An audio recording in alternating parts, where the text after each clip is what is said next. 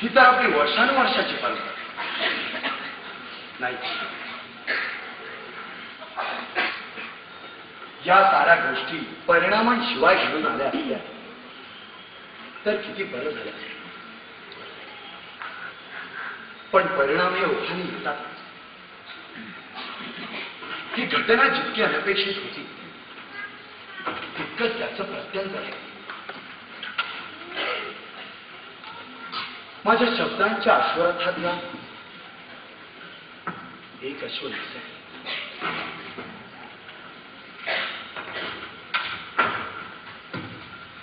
काय रे असं काय इथे? अरे काही काय काही अरे काही काय काही तू उदास का? मी पूर्णविराम. अरे काय तुझं मला माझं तुला? काय तुझं मला आणि माझं तुला? अरे जे तुझ्या बरोबर ते माझ्या बरोबर. आता काय तुझ्या बरोबर ते माझ्या बरोबर? अरे जे आता तुझ्या बरोबर ते सकाळपासून माझ्या बरोबर.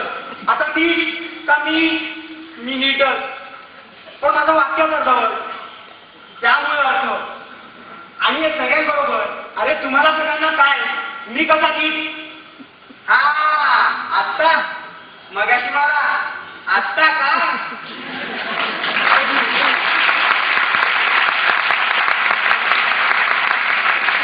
मला विचार करू. हे तर 2 दिवसापेक्षाही वाईट. एक तर आधी तिच्या पोटात चावलं त्याचे दुकान.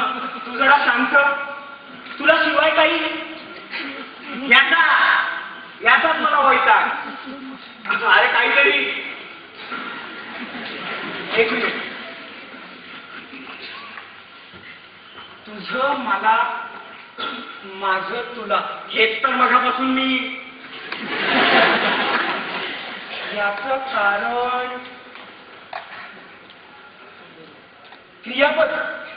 तू क्रियापदाला कुठे? आता मी काय क्रियापदाला कुठे? अरे तू क्रियापदाला कुठे? मी क्रियापदाला कुठे? आपल्या वाक्यात क्रियापद म्हणून आपली अर्धवट. अरे मी आत्ताच्या क्रियापदाला जागेच्या बाहेर तरी मी काल तुम्हाला की लहान मुलांसारखं भांडण त्यानं चूक त्याची. पण अशा वाक्य पूर्ण खूप जड आणि अर्थही याचाच तर साधा. आपण गुरुजींना आपण सांगितलं गुरुजींकडे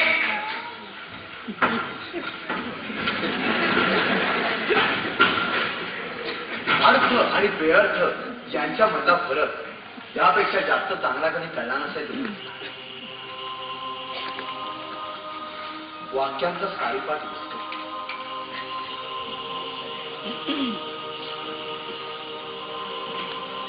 एकीकडे सगळेच क्रियापदाला नावं ठेवत पण त्यातून समजून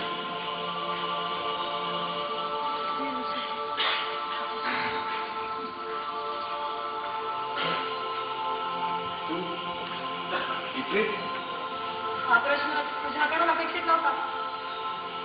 नाही इतरांसारखं तुला नाही का वाटत की मला माज झालाय, माझ्याशिवाय वाक्य पूर्णच नाही मला कळत आहे आणि म्हणून मी व्याकरणनगर सोडून आलोय. तुझ्याशिवाय मी सुद्धा पूर्ण होते. असं करू नकोस. माझ्यासाठी तिथे तू आहे तिथे मी नको का?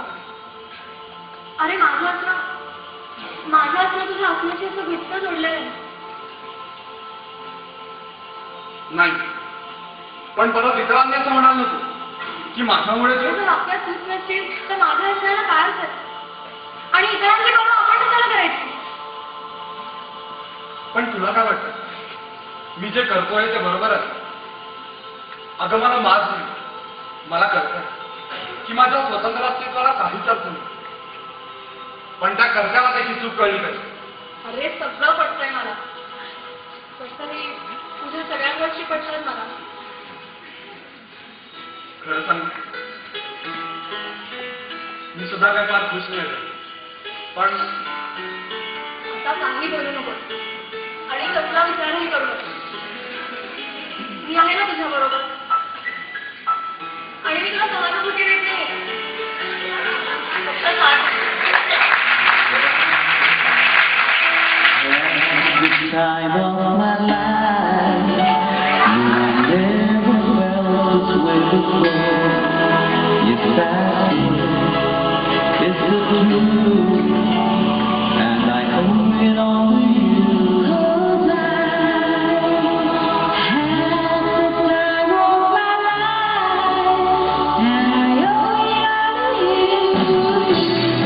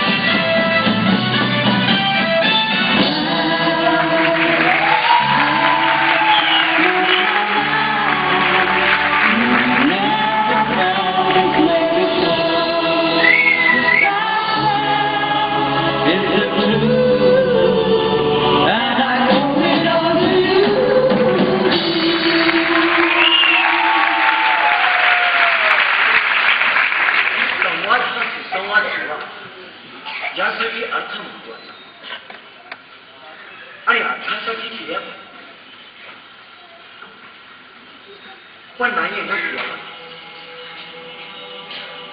मग संवाद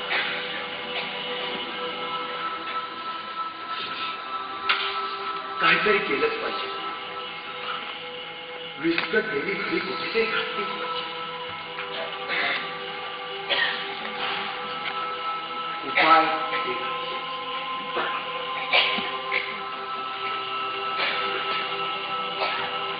गुरुजी आणि तुझीच वाट बघतो. तुम्ही काय बोलणार आहात ती माहिती असून देखील आलं.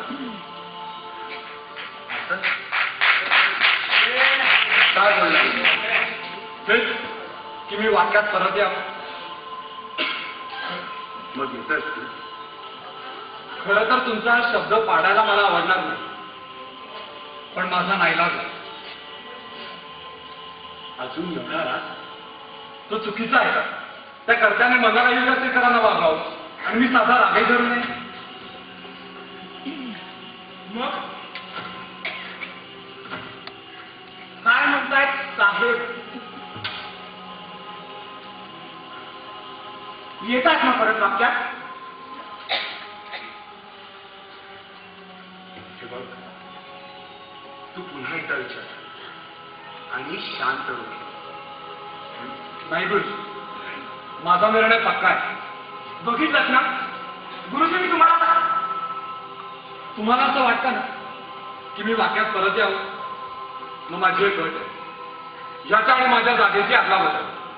काय डोकं टाळ्यावर आहे ना? हा काहीही बोलतोय. आणि याच्यामुळे किती गोंधळ याची कल्पना आहे का? नाही, आणि मी असं नाही करू शकत. होईल बोल, पण तो थोड्या वेळचा असतो. थोड्या वेळेला जास्त वेळ लागत नाही. तरी काय झालं? ज्याच्यामुळं बाकी आमचा तोच पहिला असला पाहिजे. शेवटी येणाऱ्यानं शेवटीच राहावं. त्यापेक्षा मी नसणं पसंत करेन. थांब,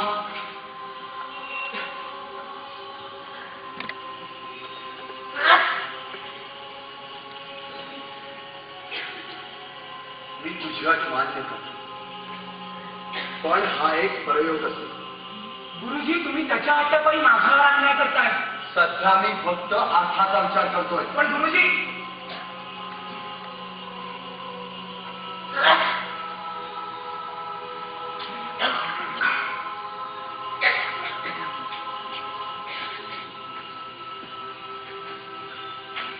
विस्कटलेलं समय त्याला आणखी विस्कटायची.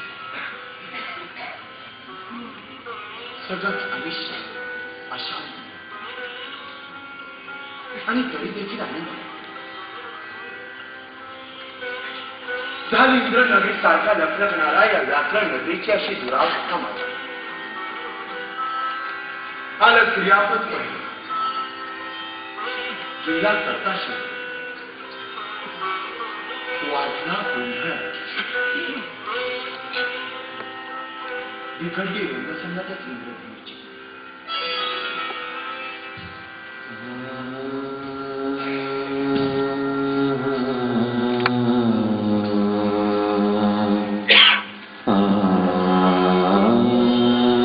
Thank